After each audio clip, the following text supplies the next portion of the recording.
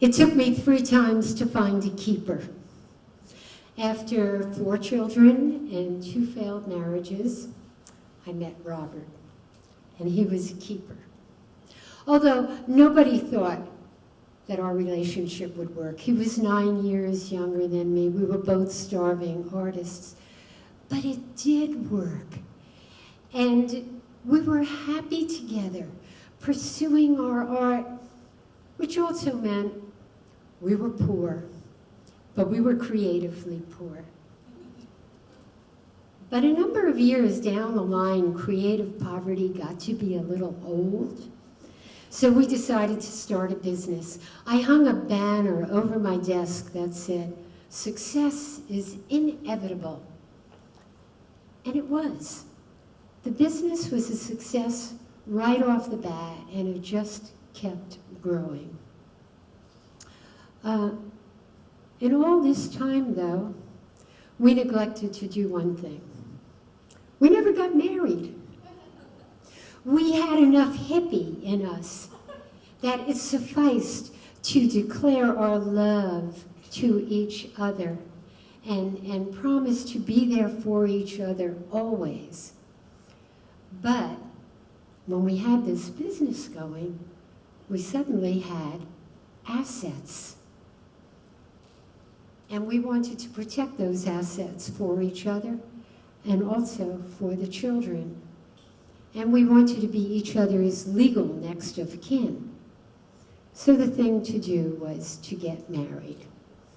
And we weren't going to make a big deal out of it. Just, go to the courthouse and get married. And being new members of the mainstream, we selected December 31st as our wedding date so that we could get the tax deduction. But earlier into that month of December, I was diagnosed with breast cancer. And with all the surgery and the tests and the doctor's appointments and treatment schedules, I forgot about our plans. And so it got to be December 30th, and Robert said to me, "So, are we still getting married tomorrow?" And I said, "Do you still want to marry me?" Because the truth was, I felt disfigured, and I didn't know what my future held. Pathology reports weren't in yet. He said, "Of course I want to marry you." So the next morning I got into my jeans and I stepped into one of his shirts so that I could pull it up over my arm because I still couldn't raise my arm. And we went to the courthouse in the back of the Aloma Shopping Center at Aloma in Lakemont. We walked in and a policewoman greeted us and she said, "Here to pay a traffic ticket." And we said, "No, we're here to get married." She went,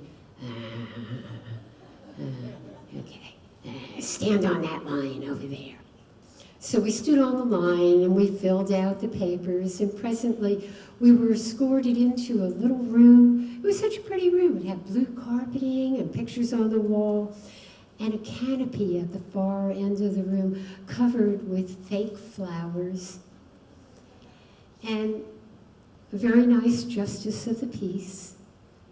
We recited our traditional vows, minus the obey part. And just like that, after 24 years of living together, of thinking of ourselves as husband and wife, of me calling him my husband and he calling me his wife, we were legally married, and it was different. We both felt it. We couldn't explain it, but we walked out of that room holding hands, glowing, feeling like this new layer of shiny facets had been set down on the gem of our love that was already shining.